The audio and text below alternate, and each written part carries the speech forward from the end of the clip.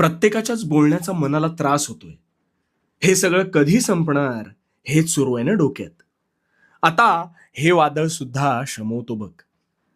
प्रत्येकाचं बोलणं ऐकून त्यामुळे विचलित होत असशील तर मार्गक्रमण होणार आहे का?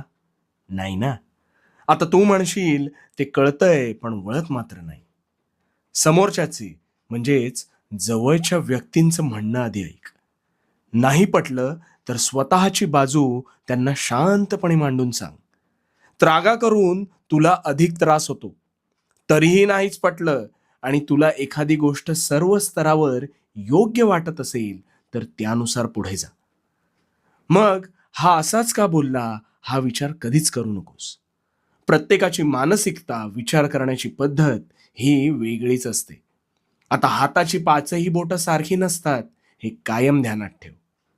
आता एक रामबाण उपाय सांगतो.